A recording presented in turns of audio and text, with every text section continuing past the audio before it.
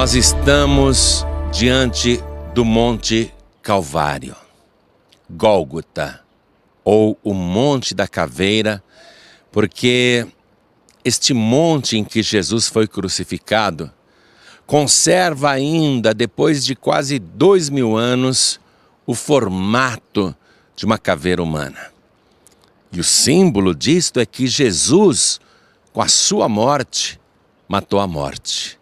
E como os 4 evangelistas, Mateus, Marcos, Lucas e João, relatam esta dramática passagem a respeito da crucificação de Jesus, seria até simplório se nós limitássemos esta narrativa apenas a um autor.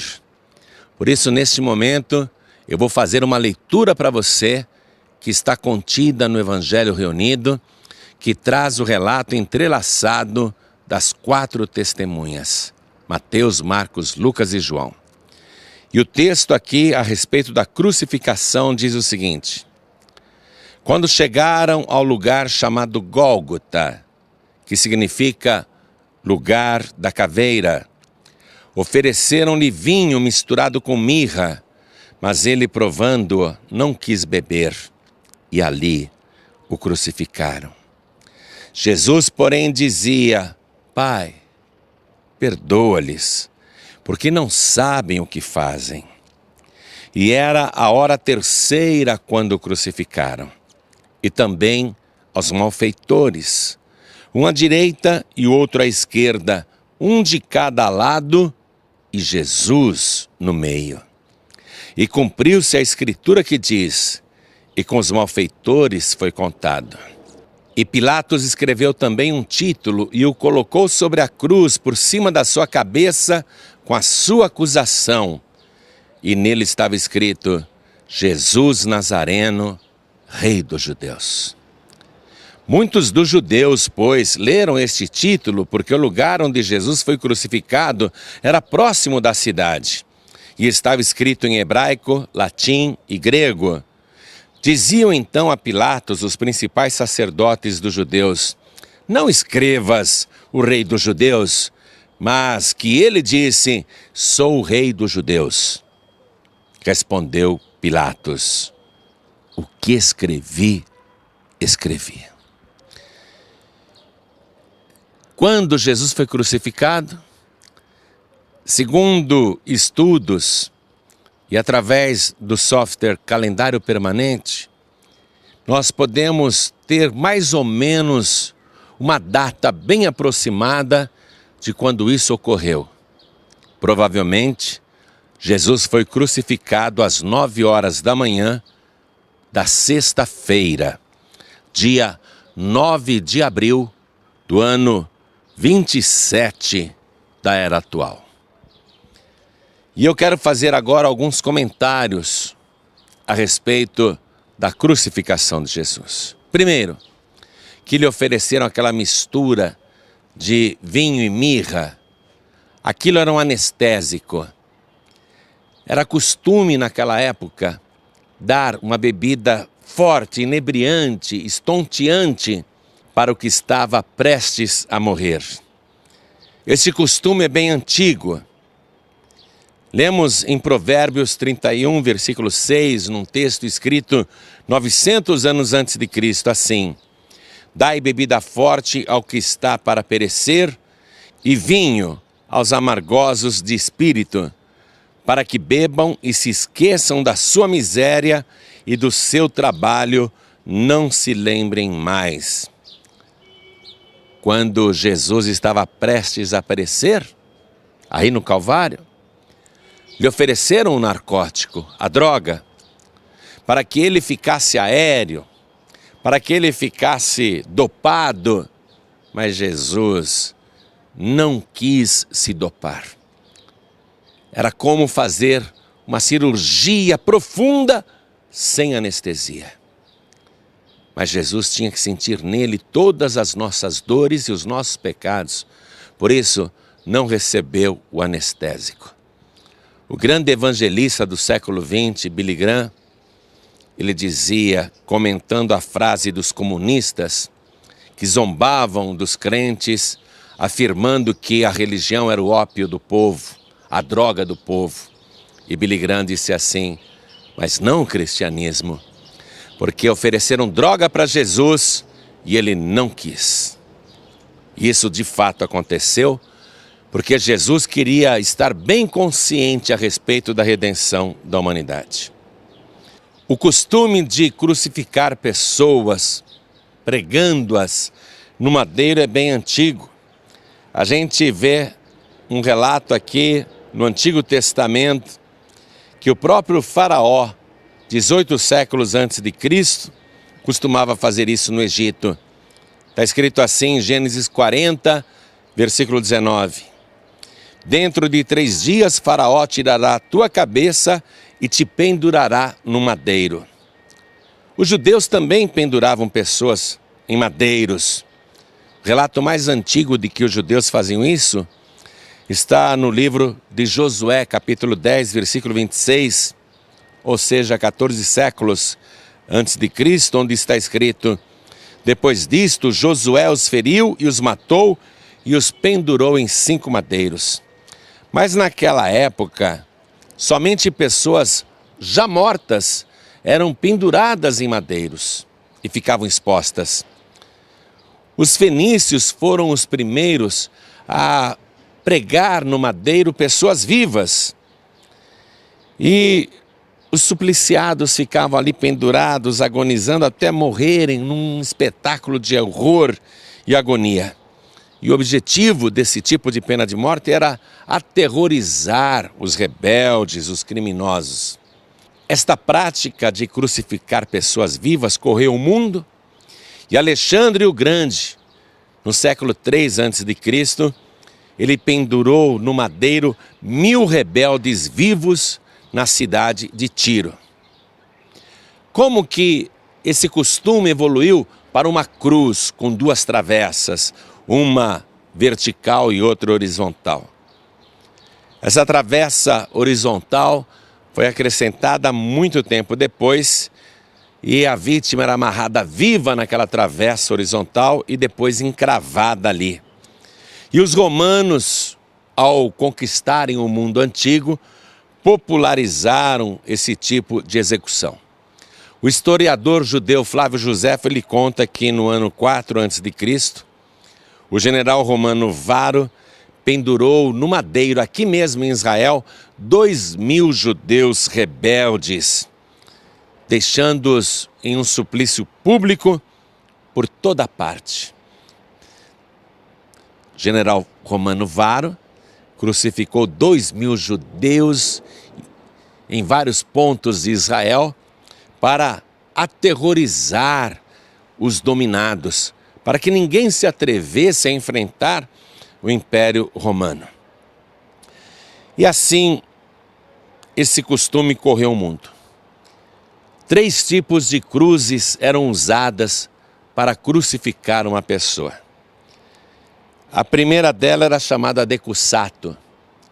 Ela tinha o formato de uma letra Y, onde nas 2 pernas da letra Y, não é? No madeiro, ficavam os braços espetados. Geralmente eles usavam árvores para isso. A árvore sempre tem um tronco principal e galhos que se abrem em formato de V. Então, a princípio usavam árvores que estavam já no chão para pregar os condenados vivos e deixá-los ali agonizando. Depois tinha o tipo de cruz comissura para aqueles lugares onde não havia árvores. Os carrascos faziam a junção de 2 madeiros, como se fosse uma letra T. E comissura justamente significa juntura. E era muito usado também esse tipo de cruz. E tem a cruz imisso, que também é chamada de cruz latina ou grega. Ela tem o formato do sinal de mais.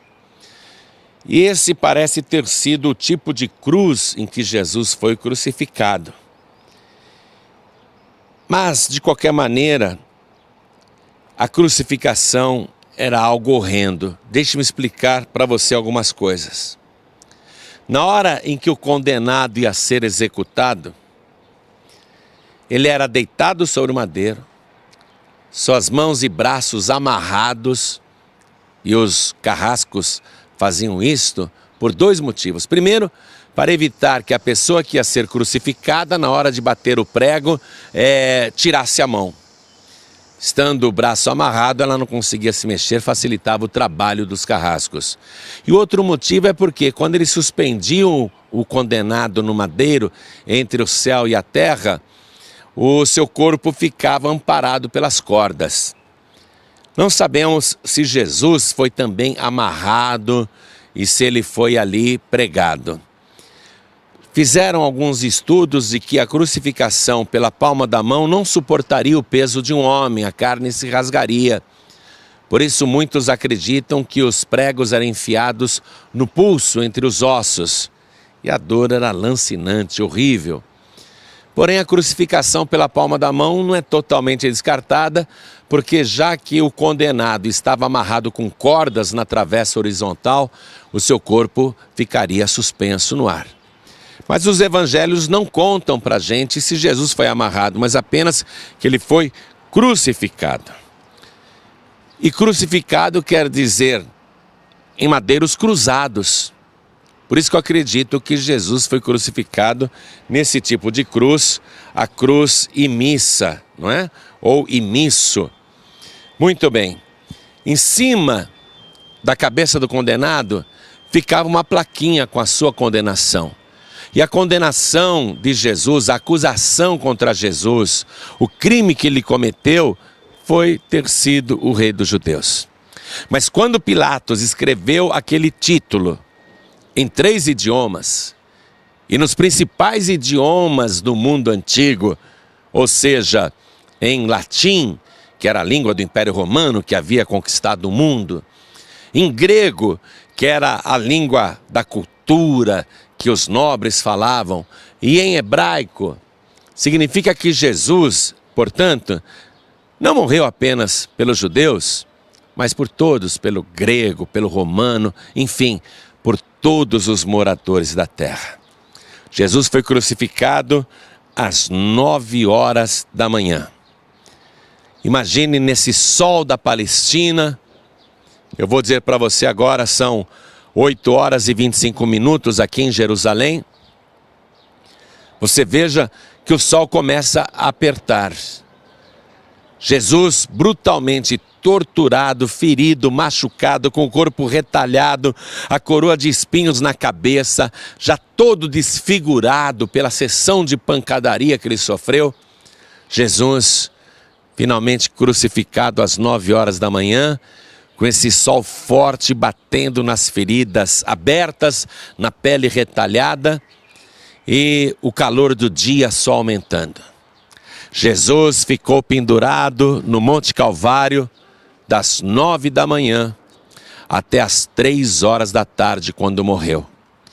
E os evangelhos nos relatam que ao meio-dia esse sol forte desapareceu.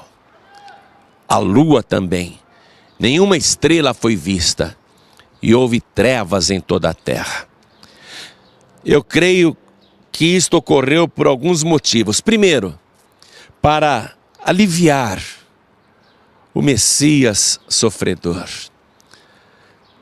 porque o sol era uma tortura extra na pele do Senhor Jesus, na sua carne.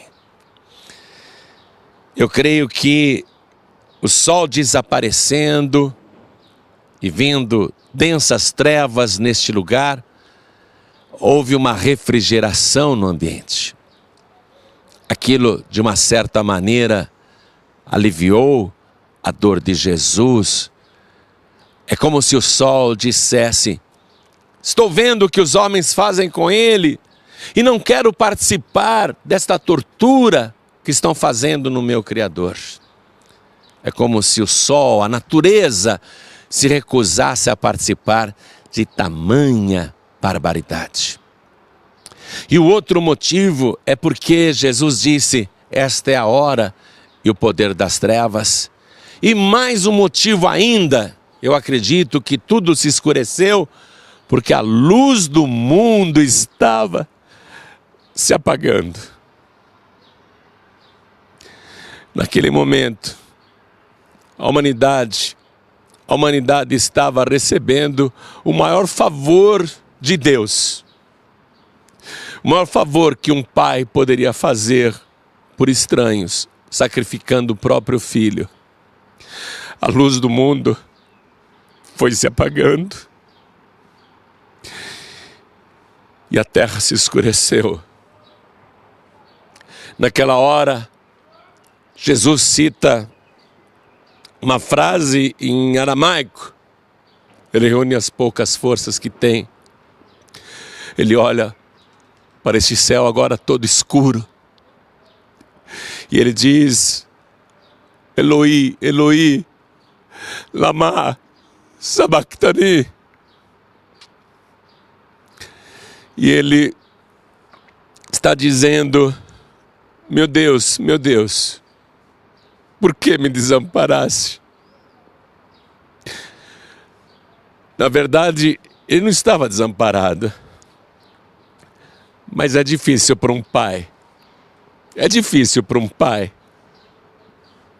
ver um filho ser torturado até a morte sem merecer.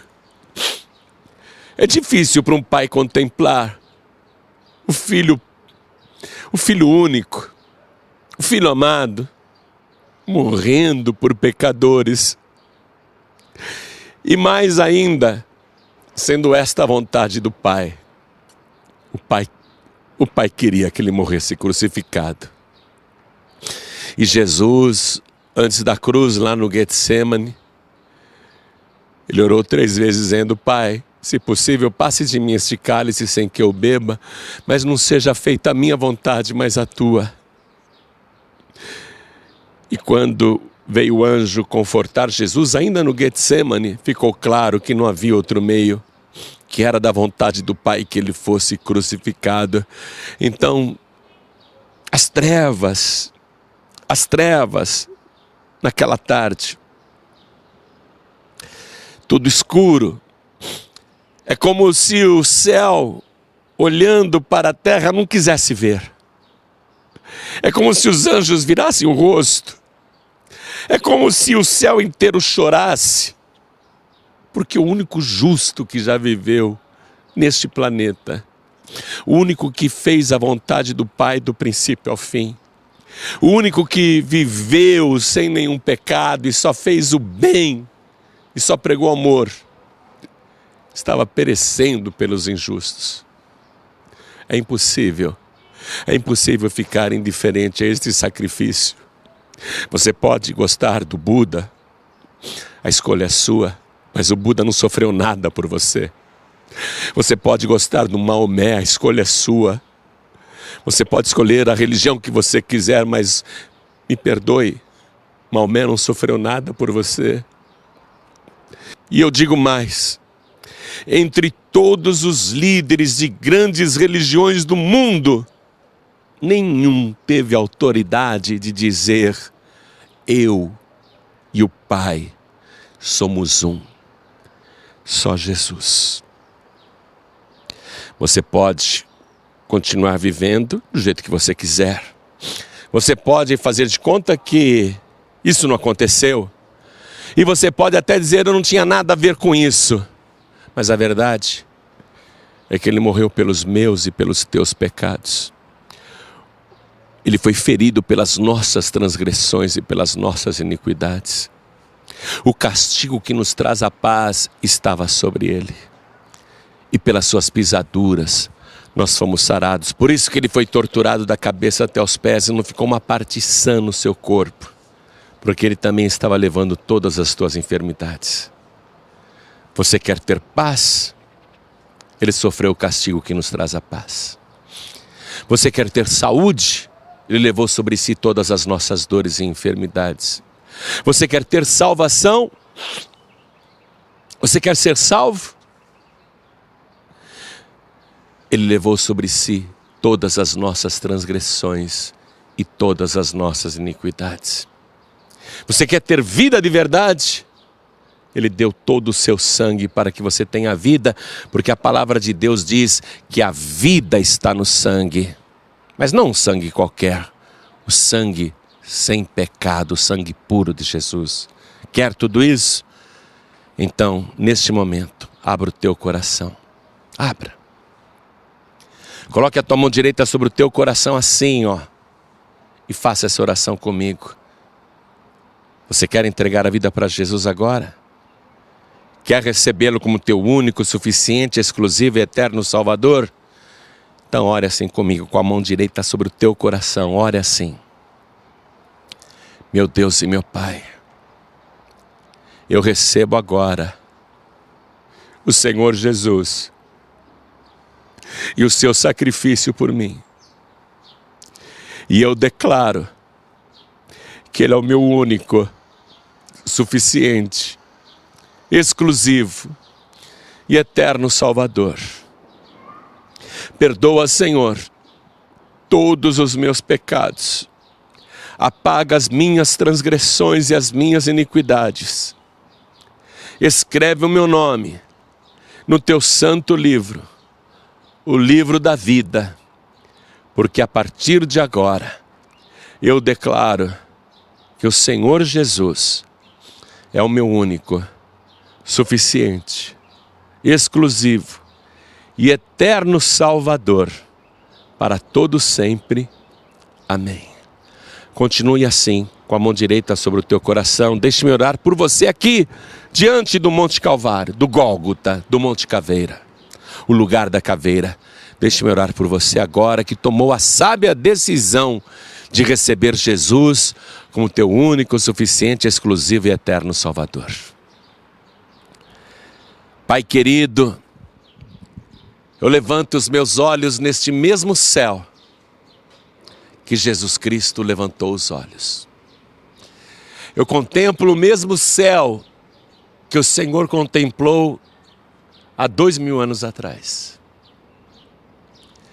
E eu oro por esta pessoa que compreendeu o sacrifício de Jesus, que Ele morreu no nosso lugar para nos salvar.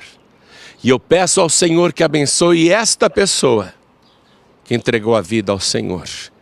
Escreve o nome dela, escreve o nome dele no livro da vida, para que conste isso no dia do juízo. Para que quando forem abertos os livros, esteja registrado que hoje esta pessoa entregou a vida para Jesus, se arrependeu dos seus pecados e pediu perdão ao Senhor. E para que o nome dela também esteja registrado no livro da vida, o livro do Cordeiro.